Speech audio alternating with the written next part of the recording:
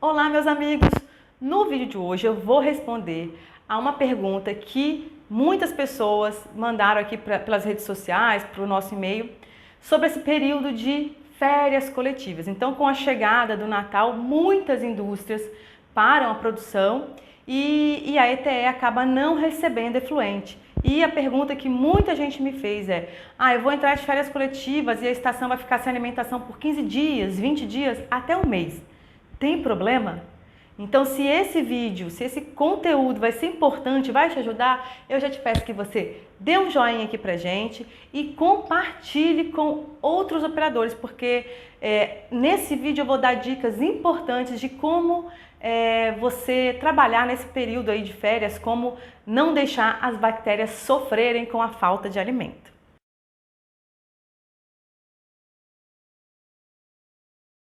Então, sim, a resposta é sim. A falta de alimentação nesse período de férias coletivas prejudica muito o seu tratamento biológico. E eu vou explicar para vocês aqui, de forma mais detalhada, o porquê. Porque quando a gente entende a causa de um problema, a causa raiz dela, fica muito mais fácil a gente tomar ações corretivas e muitas vezes a gente tem que convencer alguém, né, hierarquicamente acima da gente do que fazer. Então, se você consegue explicar o porquê do porquê do porquê, fica muito mais fácil de convencer quem realmente decide na empresa, né?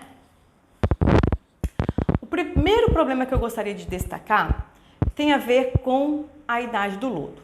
E funciona da seguinte forma: muitos operadores, quando entram nesse período de férias coletivas, tomam uma ação muito parecida, né? A estratégia é a seguinte: a maioria deles aumenta bastante a aeração, porque tem uma tendência a imaginar que as bactérias, como não vai ter alimento, vão precisar de mais oxigênio. Param o descarte de lodo e deixa só o lodo recirculando na estação.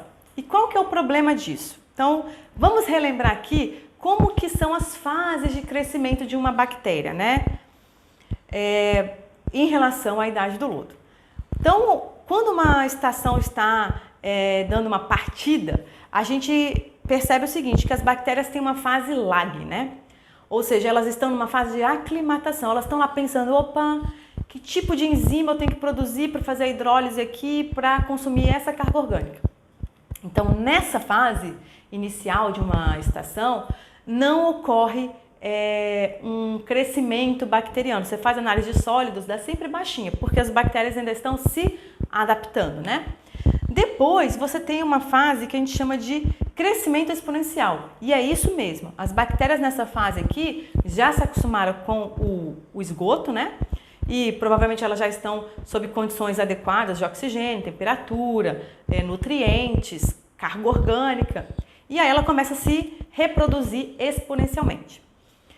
Nessa fase, a gente tem um crescimento de SST muito rápido, tá? Depois, a bactéria vai baixando aí a reprodução. Ela ainda se alimenta bem, ela ainda faz todas as funções dela, porém, a reprodução nessa fase já é bem reduzida. Depois, ela entra numa fase que a gente chama de fase endógena, onde realmente a reprodução dela já terminou, ela ainda consegue consumir um pouquinho de carga orgânica, mas já está realmente numa fase onde a reprodução já não acontece de forma tão exponencial. E aí tem a fase de lise celular, ou seja, morte.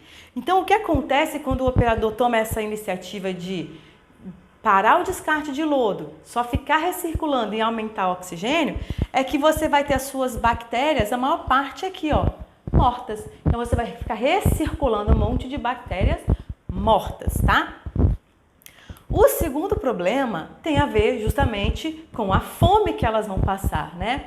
As bactérias do nosso sistema de lodos ativados, MBR, MBBR, elas são heterotróficas, ou seja, elas não produzem, não fabricam o seu próprio alimento. Elas utilizam matéria orgânica, no nosso caso aí do esgoto, a DBO, na síntese de compostos orgânicos. E aí, qual que é o problema disso aí? Você e todo o pessoal da fábrica vai entrar de férias coletivas, né? Você e seus amigos. Porém, vão continuar se alimentando, seja em casa, seja no hotel onde vocês vão passar férias, seja na casa de um parente, não importa. Só que as bactérias vão ficar sem nada, coitadinhas. Então, elas vão passar muita fome. E qual que é o problema da fome? É que elas vão... Eu não vou explicar aqui de novo o EPS para não ficar repetitiva, né? Mas elas vão passar a produzir muito EPS. E, na verdade, o que vai acontecer de uma forma geral é que seus flocos, que antes poderiam estar muito bons, né? Firmes, grandes, compactos, com uma quantidade bem controlada de filamentosas, passam a ficar muito ruins. O que é um floco considerado ruim? É um floco difuso, muitas vezes cheio de filamentosa. Os flocos vão começar a se desagregar e ficar cheio de células livres. Não sei se dá para ver bem aqui nessa foto, né? Muitas células livres em suspensão. E as consequências vão ser o quê? Provavelmente vai ter um escape de sólidos pelo seu efluente tratado, mesmo que não tenha, gente, crescimento de sólidos nessa fase. Então, você vai ficar 15 dias sem alimentar, também não vai ter crescimento de sólidos, mas os flocos biológicos que estão lá dentro vão começar a ficar tão ruins, tão leves, com um IVL super alto, que vai começar a ter escape de sólidos. Ou outra coisa que pode acontecer também, ou não, né? Fatalmente você vai ter uma queda na eficiência de remoção de carga orgânica. Outra coisa que pode vir a acontecer é você começar a ter um lodo escuro, porque uma vez que as bactérias morrem, o lodo que antes é marronzinho, que é aquela cor de lodo saudável, começa a ficar cinza, começa a ficar preto, né? Com uma aparência realmente muito ruim. E até mesmo, a gente já viu relatos que mesmo com oxigênio um pouco mais alto, em função desse lodo já estar muito morto, começar a gerar odor também na planta. Então, todas essas são as consequências pela falta de alimento e pelo fato de você estar trabalhando com as bactérias numa idade do lodo alta demais. E, é claro, a pergunta que não quer calar. Ok, o que o operador pode fazer para resolver esse problema ou para evitar, né, esses problemas? Bom, a primeira dica que a gente gosta de dar é que... Nós vamos dar duas dicas aqui, né? Mas a primeira é a minha favorita. Não parar a alimentação. Putz, mas como, Ana, que eu não vou parar a alimentação, sendo que a produção vai parar, não tem efluente? Bom, uma das coisas que você pode pensar é, se você tem aí na sua ETE uma lagoa de emergência muito grande, ou então alguns tanques que poderiam ser utilizados para estocar efluentes, esses tanques estão aí parados, eles poderiam ser usados como tanques pulmões. E então você ia estocar o seu esgoto por um tempo, de forma que quando chegar o dia da parada, né, que não vai ter mais alimentação de efluente, você põe uma bomba ali que vai alimentando o lodo ativado aos poucos. Não tem problema se você reduzir a carga, ou seja, você mandar uma vazão e uma DBO menor do que o acostumado. Mas o importante é você não parar de vez, ok? Então, pode estocar o seu efluente numa lagoa de emergência ou em tanques pulmões e ir alimentando o tratamento durante o período de férias.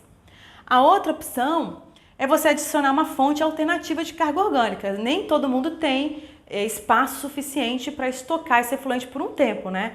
Então essa passa a ser uma alternativa muito boa. Que fontes a gente pode adicionar? Uma delas é açúcar. Então algumas indústrias inclusive têm estoque de açúcar porque faz parte de alguma parte da produção, né? Então você faz uma solução de água com o açúcar, mede ali a concentração de DQO, de forma que ela fique numa carga muito semelhante à do seu esgoto original. E a outra solução também é você adicionar etanol. Muitas indústrias que a ETE tem que fazer desnitrificação utilizam já o etanol, né, como fonte de carbono. Então, poderia ser aí uma opção também. A opção mais barata, obviamente, é a primeira, mas enfim, às vezes você tem uma facilidade aí em adicionar açúcar ou etanol, né? Então isso passa a ser também uma fonte alternativa de resolver esse problema.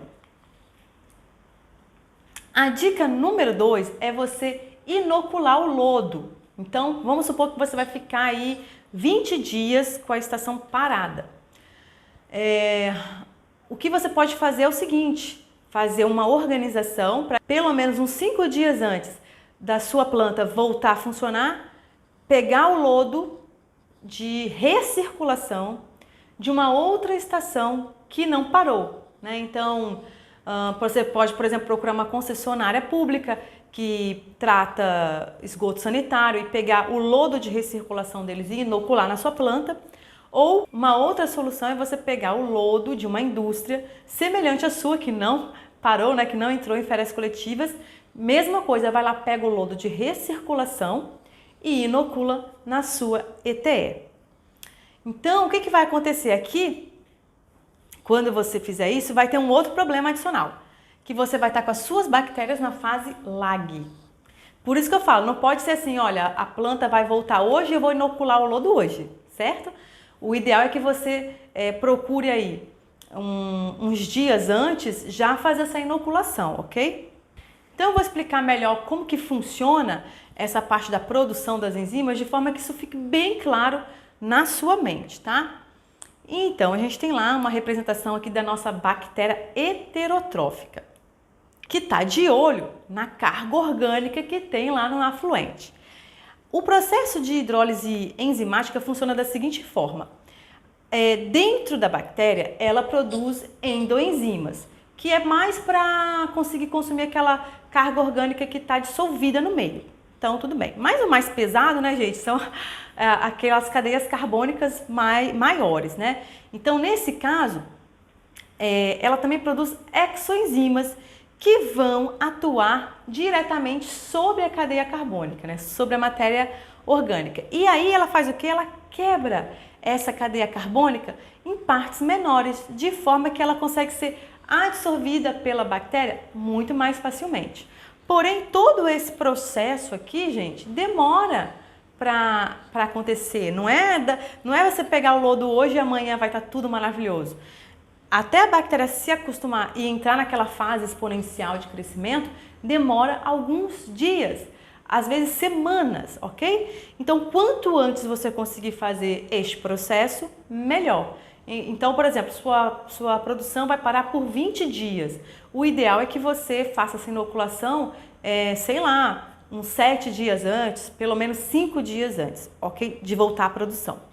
Mas tem como a gente acelerar esse processo, ou seja, você quer passar da fase lag, né, onde as bactérias ainda estão se aclimatando e não estão se reproduzindo ainda, para essas duas fases aqui, né, fase exponencial e fase estacionária, onde as bactérias estão no seu auge, né, estão crescendo muito e consumindo bastante carga orgânica. Então, para a gente chegar aqui, você tem que fazer o seguinte, quanto mais lodo você adicionar dentro do reator biológico, mais rápido vai ser esse processo. Então eu separei aqui uma planilhinha para vocês entenderem como que esse processo pode ser mais rápido, tá bom? Vamos dizer o seguinte, que você tá lá com 500 miligramas por litro de SST dentro do seu tanque de geração, mas você queria que essa concentração de SST já estivesse, sei lá, em 4.000 miligramas por litro para você acelerar esse processo, né? Então, tem lá o volume do seu reator, exemplo, 3.000 metros cúbicos, e você tem um lodo para adicionar, um lodo que você coletou na recirculação de alguma ETE próxima ali da sua fábrica, que está com uma concentração de SST de 8.000 miligramas por litro. E aí você vai, então, adicionar caminhões, né, desse lodo. Levando em consideração que a maioria dos caminhões que fazem esse transporte tem 20 metros cúbicos, né, de volume, então você precisaria de quê? 65 caminhões. Ai, Ana, é muita. Estou te falando de uma solução rápida e eficaz para que você consiga fazer com que esse processo seja muito mais acelerado, ok? Você pode trabalhar, por exemplo, com uma concentração menor aqui, por exemplo. Se você trabalhar aqui com 2.000, ó. Então, você quer que a sua concentração final tenha 2.000 miligramas por litro de SST. Você vai adicionar 28 caminhões. 3.000 miligramas por litro, você vai ter que adicionar 46 caminhões. Quanto menos sólidos você adicionar, menos caminhões você vai precisar levar. A questão aqui é qual é o prejuízo que você vai ter se a sua estação ficar muito tempo com uma eficiência muito baixa, né? Ou com arraste de sólidos, enfim, aí vai depender muito da estratégia da sua empresa, do objetivo da sua planta, né? Mas o que eu estou dando aqui são duas soluções. Para algumas empresas é muito fácil, né, conseguir o lodo, conseguir fazer esse transporte, para outras é mais difícil, mas essas são as duas principais dicas. Manter o seu sistema sob alimentação constante através do estoque de efluente ou através de uma fonte de carbono, né? Ou então você dá uma nova partida na sua planta para que ela não sofra tanto nesse período aí com o lodo muito velho. E uma mensagem final que eu gostaria de deixar para vocês é que o segredo do sucesso de uma ETE, seja ela físico-química, um tratamento biológico, mas aqui enfatizando o tratamento biológico, é você ter uma estratégia operacional. E essa estratégia operacional, ela é sua, ela é com a sua vivência, né? E não só uma estratégia para esse período de férias coletivas, para esse período de Natal e Ano Novo. É uma estratégia para o ano inteiro, né? Então, o operador tem que ter muito bem claro na cabeça dele que os problemas vão acontecer. Se esse problema X aqui acontecer, sei lá, arraste de sólidos, como que eu ajo? Como que eu vou diagnosticar esse problema? Como que eu vou agir em cima dele para resolvê-lo rápido, né? Então, realmente a estratégia tem que estar muito bem definida desde o início de uma planta, né? Para que você não sofra com problemas como este aí de Natal e Ano Novo. Então, assim como diz o João, ele fez até uma brincadeira hoje, né?